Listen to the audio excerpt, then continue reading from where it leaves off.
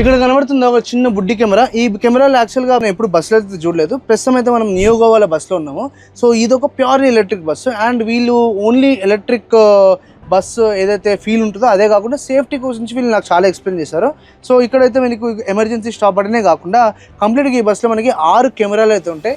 ఒకటి వచ్చేసి ఈ కార్నర్ బ్యాక్ సైడ్, ఒకటి వచ్చి ఫ్రంట్ కనబడుతూ ఉంటుంది, ఇంకోటి వచ్చేసి డ్రైవర్ మీద, ఇంకోటి వచ్చేసి బ్యాక్ చూపిస్తూ ఉంటుంది. రివర్స్ చేస్తున్నప్పుడు సేఫ్టీస్ కానీ, లేకపోతే ఎవరు వస్తున్నారు ఎవరు పోతున్నారు, లేకపోతే ఇక్కడ ఎటువంటి యాక్టివిటీస్ జరుగుతున్నాయి, ఇవన్నీ ఎప్పటికప్పుడు వీళ్ళు మానిటర్ చేయడానికి ఇలాంటి కెమెరాస్ అయితే పెట్టారు. అండ్ ఎక్కుతున్నప్పుడు అక్కడ క్లియర్గా ఒక బోర్డు ఉంది, this bus is under CCTV surveillance అని. అండ్ ఇంకోటి ఏంటంటే ఫ్రంట్ నుంచి లాస్ట్ వరకు ఇక్కడ స్పీకర్లు కనబడుతున్నాయి కదా, ఇవి దేనికని అడిగినా బయటలో అనౌన్స్మెంట్స్ ఇస్తూ ఉంటారు కదా, మనం పోతున్నాం పలానా ప్లేస్కి, మనం వచ్చినాం పలానా ప్లేస్ కానీ, ఇక్కడ నిలబడి అగ్రిగబుల్ అని అరుస్తారు కదా, అట్లా కాకుండా మనకి చాలా ప్రొఫెషనల్గా ఈ యొక్క స్పీకర్స్ త్రూ మనకైతే చెప్పడం జరుగుతుంది.